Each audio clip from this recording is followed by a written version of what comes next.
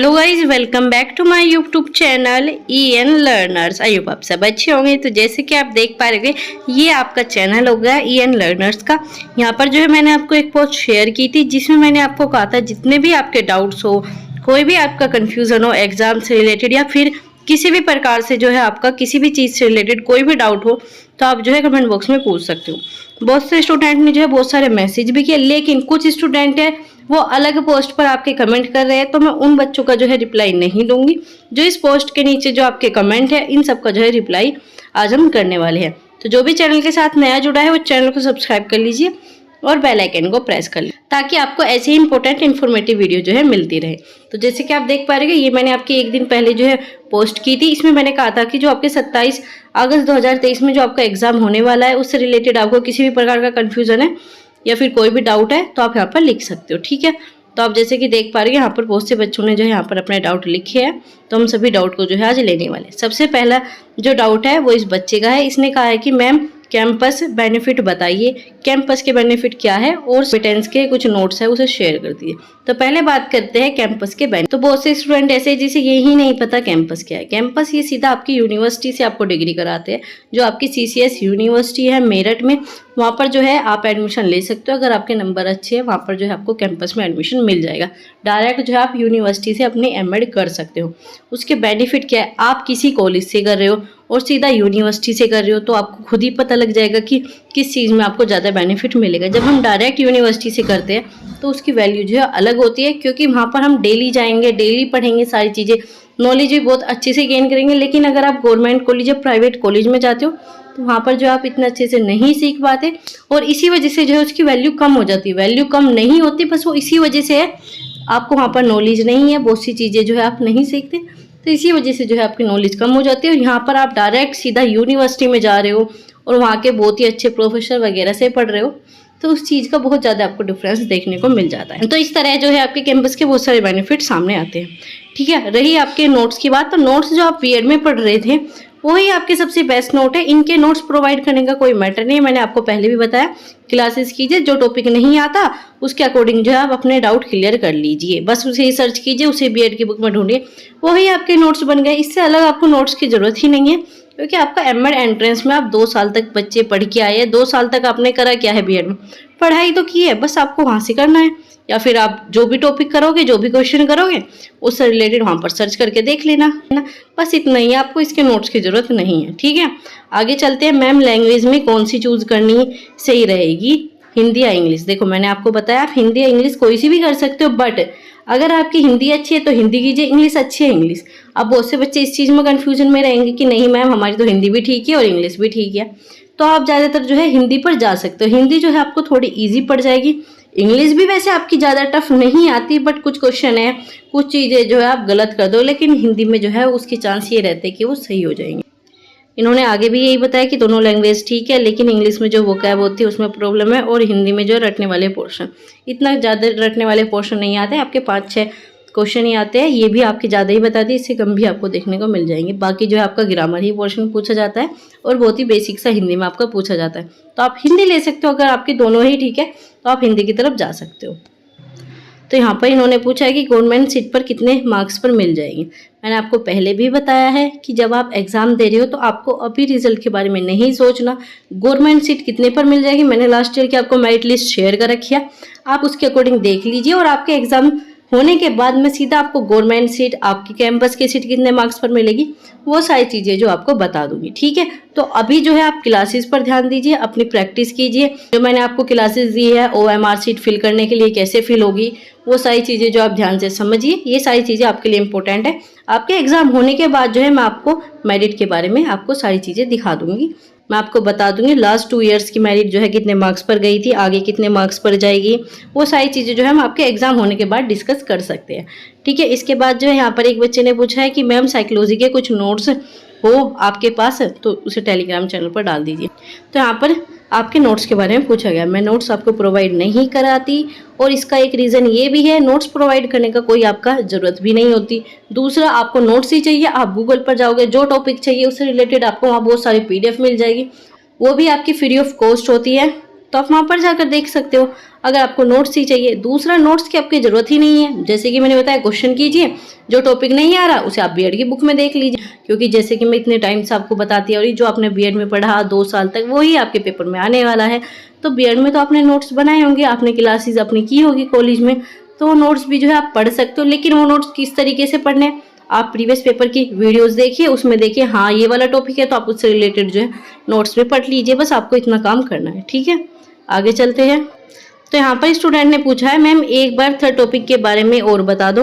मैंने आपको बताया थर्ड टॉपिक में आपका बीएड में जो आपने पोर्शन पढ़ा है 2 साल तक वही आपका आने वाला है। और आपको अब भी डाउट है तो मैंने आपको पूरा लास्ट ईयर का प्रीवियस पेपर दिया हुआ है, आप उसमें जाकर देख लो कि जो आपके 100 क्वेश्चन आया वो आपके आए किस जगह से है, किस किस टॉपिक से आया, आपको वो अपने टॉपिक क्लियर कर लेना है, ठीक है। ऐसे यहाँ पर इन्होंने पूछा है कि मैराथन वगैरह करा दीजिए थर्ड टॉपिक के लिए, तो उसकी ज़रूरत नहीं है आपको। जितनी मैंने आपको क्लासेस दे रखी है, प्रीवियस पेपर करा रखे हैं वो इनफ है। बाकी जो है उससे रिलेटेड आपको टॉपिक क्लियर करने हैं।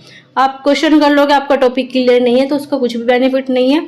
और मैं आपको ऐसे क्वेश्चन नहीं कराना चाहती जो कि आपके एग्जाम से रिलेटेड भी ना हो, ठीक है। उससे रिलेटेड जो आपके टॉपिक है आपको वो क्लियर करने हैं, ठीक है। इसी वजह से जो है आपकी और मैराथन नहीं लाई जा रही।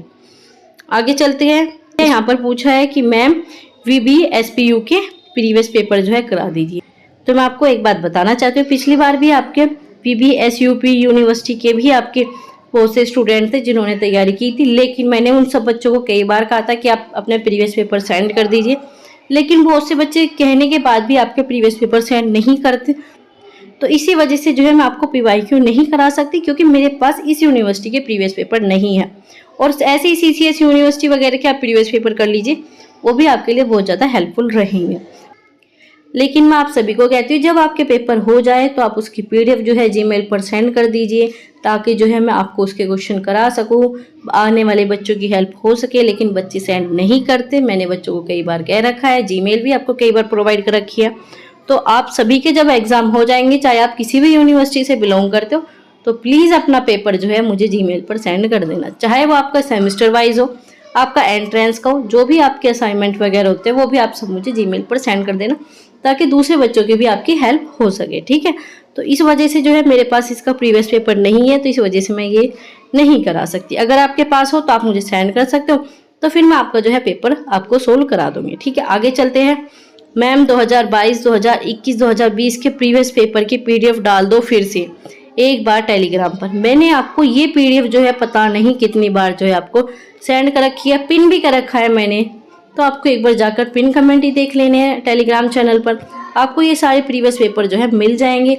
या फिर आप ऐसे कर सकते हो, जब आप टेलीग्राम चैनल पर जाओगे तो ऊपर जब जाओगे तो उसमें एक फाइल्स का ऑप्शन होता है, तो उस पर नाम डले हुए हैं, तो एक बार आप उन सब फाइल्स को चेक कर लेना, तो आपको बहुत जल्दी जो है प्रीवियस पेपर मिल जाएंगी। और कई बार मैंने आपको सेंड कर रखा है, तो बार बार वही चीज़ें सेंड करने का कोई बेनिफिट नहीं होता। तो आप थोड़ी सी मेहनत करके, आपके 2-3 मिनट ही लगेगी, आपको सारे प्रीवियस पेपर मिल जाएंगे, तो आप जाकर वहाँ पर चेक कर लेना। यहाँ पर आगे चलते हैं। इन्होंने कहा है कि टेलीग्राम पर जो आपके प्रीवियस पेपर है उनके आंसर शेयर कर दीजिए। आंसर शेयर मैंने आपको क्लासेज में कर रखे हैं, आप क्लासेज से देख सकते हो, और PDF जो है मैंने आपको टेलीग्राम चैनल पर शेयर कर रखी है, ठीक है। आंसर की जो है मैंने आपको क्लास में करा रखी है पूरी अच्छे से, जो कि आपकी यूनिवर्सिटी के अकॉर्डिंग थी। बहुत से स्टूडेंट कहते हैं मैम इसका आंसर जो है ये आ रहा है, वो आपकी यूनिवर्सिटी के अकॉर्डिंग ही गलत दिया गया है, तो इसी वजह से मैंने आपको यूनिवर्सिटी वाला ही आंसर बताया। सही आंसर इसलिए नहीं बताया क्योंकि आपका एक नंबर खराब हो जाएगा। तो जो यूनिवर्सिटी ने अपना आंसर माना था उसी के अकॉर्डिंग जो आपको आंसर प्रोवाइड कराए गए हैं, ठीक है। तो यहाँ पर बच्चों ने आपस में मैसेज करके पूछ रखा है। इन्होंने पूछा है मैम एमएड एंट्रेंस एग्ज़ाम 1 या 2 होंगे, मैम एक बार सिलेबस की PDF डाल दो। तो आपका एग्ज़ाम जो है एमएड एंट्रेंस, मैंने जब आपको बताया कि आपको क्या क्या लेकर जाना है एग्ज़ाम में, उसमें भी बताया था कि आपका एग्ज़ाम 2 बजे से लेकर 5 बजे तक स्टार्ट होगा, और सिर्फ आपका एक ही एग्ज़ाम होता है, एक साथ ही आपको करना होगा, 3 घंटे मिलते हैं और आपको एक ही पेपर करना होगा। पेपर को इन्होंने 3 पार्ट में डिवाइड कर रखा है, ठीक है। कौन से 3 पार्ट डिवाइड है? एक आपका लैंग्वेज का, दूसरा आपका रीजनिंग का, और तीसरा आपका सब्जेक्ट से रिलेटेड हो गया। तो इस तरीके से जो है आपका एग्ज़ाम होने वाला है। मैंने आपको कई बार बता रखा है, आपका एग्ज़ाम जो है एक ही होगा, आपके और अदर एग्ज़ाम नहीं होते इसमें, आपको सिर्फ एक एंट्रेंस देना है, उसके बाद जो है आपका मेरिट का प्रोसेस स्टार्ट हो जाएगा। यहाँ पर स्टूडेंट ने रिप्लाई भी दे रखा है कि टोटल जो है 250 क्वेश्चन आते हैं, 100 आपके रीजनिंग के, 100 आपके BEd रिलेटेड, और 50 जो है आपके लैंग्वेज से रिलेटेड। इसमें आप कोई सी भी लैंग्वेज चूज़ कर सकते हो, ठीक है। तो ये थे आपके सारे डाउट जो कि मैंने क्लियर कर दिए। बहुत से स्टूडेंट के बहुत सारे डाउट अब भी बचे हुए हैं, लेकिन वो उन्होंने अलग पोस्ट पर किए हुए हैं, तो इसी वजह से जो है मैं उनका आंसर अभी नहीं दे सकती, क्योंकि मुझे वो सारी पोस्ट देखनी पड़ेगी उन्होंने कहाँ कहाँ पर मैसेज किए। जबकि मैंने आपको कहा था कि आपको सिर्फ इसी पोस्ट पर जो है मैसेज करना है, लेकिन बच्चों ने एक ही पोस्ट के नीचे मैसेज नहीं किया। और मैंने आपको 2 वीडियो में बताया था कि सिर्फ आपको एक ही पोस्ट के नीचे मैसेज करना है। लेकिन कोई नहीं, आपके लगभग सारे डाउट जो है क्लियर हो गए होंगे और आपका एग्जाम जो है कल होने वाला है। अब भी अगर कोई भी डाउट बचता है तो आज की वीडियो के नीचे जो है आप कमेंट बॉक्स में पूछ लेना, ठीक है। और बच्चे एक चीज और पूछ रहे, नेगेटिव मार्किंग है? नहीं, आपके नेगेटिव मार्किंग नहीं है। आपको पूरे 250 क्वेश्चन करके आने हैं, क्योंकि आपके नेगेटिव मार्किंग नहीं है।